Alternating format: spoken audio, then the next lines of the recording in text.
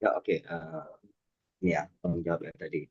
Bagaimana prinsip ketidakpastian sama eh, di toleransi ya. Oke.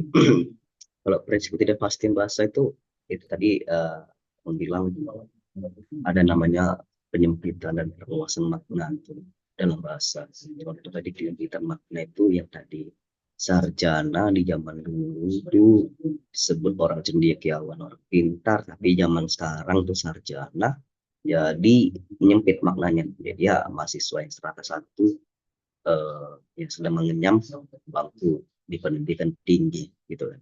Kalau yang perluasan makna itu tadi eh, misal kepala gitu kan, kepala. Kalau dulu tuh kan kepala itu ya kita tahu anggota tubuh paling atas ya itu kan.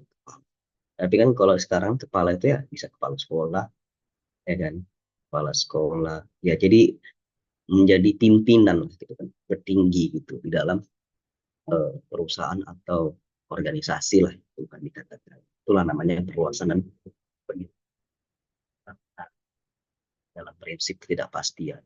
Lalu ada juga hmm, masalah kontekstual lah, atau prinsip kontekstual bahasa. Misal penggunaan bahasa formal dan informal lah di dalam komunikasi. Misal kalau eh, bahasa baku santai ya santai. Tapi kalau bahasa informal lah, bahasa-bahasa anak gaul lah santuy, gitu kan. Itu sih kalau makna kontekstual gitu. Jadi penggunaan bahasa tergantung konteksnya ketika berbicara. Seperti ilmu tadi pragmatik dan pragmatik tadi itu yang kita bahas tadi sebelumnya. Kemudian masalah polisemi juga bisa.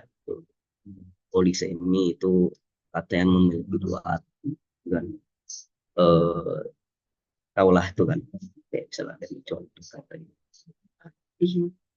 ya mikir dulu.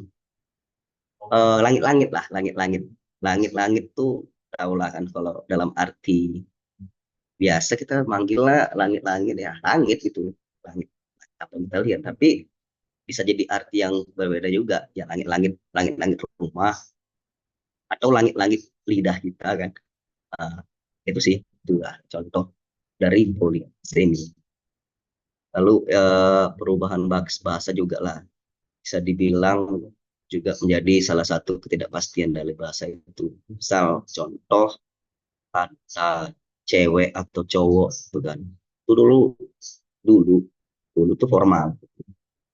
Tapi sekarang yaitu dia jadi informal, udah nggak cocok lagi digunakan dalam bahasa formal. Ya. Bahasa formal kan ya pasti perempuan, laki-laki atau pria, wanita itu. Itu sih kalau perlu jadi ketidakpastian ketidakpastian bahasa. Lalu ada toleransi. Kalau toleransi dia merujuk ke ini eh, dialek atau sosiolog dalam bahasa. Jadi bahasa Melayu misal Melayu banyak dialeknya kan. Ada Melayu Riau, Melayu Medan, Melayu Delhi itu. Tetap bahasa Melayu, tetap bahasa Indonesia pun juga banyak dialeknya. Kita ini pakai bahasa Indonesia ya, tapi dialek Medan, dialek Sumut lah orang Sumut gitu kan. Juga bahasa Indonesia, kalau bahasa Indonesia di daerah timur beda juga dialek gitu. Eh, Beda. Jadi eh, bahasa itu fleksibel gitu, fleksibel lah. Itulah fleksibel bahasa itu kan. Ya, tergantung daerah juga, tergantung budaya juga mempengaruhi gitu. Karena pun ya bahasa Indonesia pun juga bukan berdiri sendiri, diambil dari bahasa Melayu kan. Eh, Bahasa Melayu itulah jadi bahasa Indonesia itulah barat bahasa Melayu modern lah kalau sederhana dibilang gitu. Itu sih. Eh, Lalu ke bahasa sebagai salah satu sistem yang fleksibel lah. Ya pasti ya bahasa itu nggak ada aturan bakunya seperti yang Bang bilang sebelumnya. Mana suka, terserah gitu. Bagaimana orang tuh bisa memahaminya, yang penting bahasa itu bisa dipahami. Toh kita lihat juga lah kan bahasa Thailand, walaupun lucu ya tetap bahasa orang itu gitu kan. Kita tengok orang orang Thailand tuh ngomongnya lucu gitu kan, lucu kali kayak aneh lah gitu kan. Yes, bagaimana juga orang tuh ngeliat kita pun aneh sama orang tuh, jadi mana suka, gitu, terserah.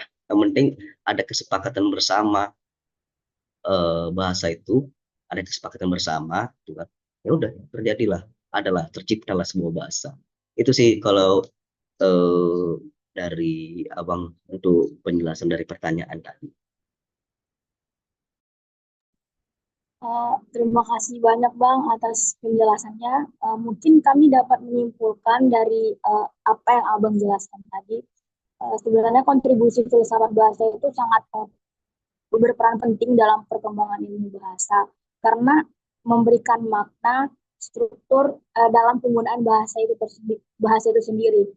Jadi mungkin salah satunya dari yang Abang jelaskan, kami merinci kontribusi utama filsafat bahasa tadi itu menganalisis makna. Jadi filsafat bahasa tadi itu membantu bagaimana kita menjelaskan kata-kata itu mengacu pada satu objek, juga pada pengembangan semantik dan pragmatiknya itu uh, seperti makna tersirat tadi, juga menghubungkan bahasa dengan realitas gitu, berpengaruh bahasa tadi dalam teknologi. Mungkin secara keseluruhannya filsafat bahasa tadi itu memberikan fondasi secara teoritis yang memperkaya studi ilmu bahasa tadi, mulai dari aspek makna, struktur penggunaan.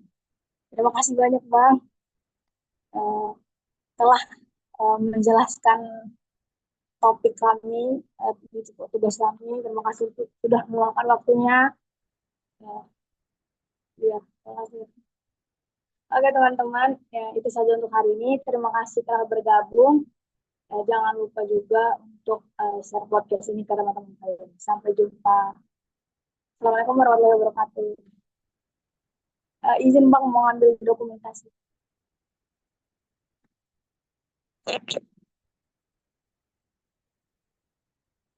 3, 2, 1. Oke, sudah. Terima kasih Bang.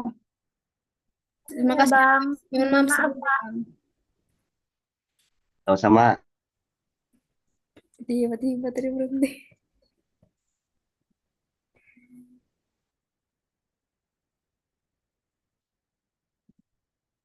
Kurang banyak tadi minta maafnya, weh. Ampun, Kusma.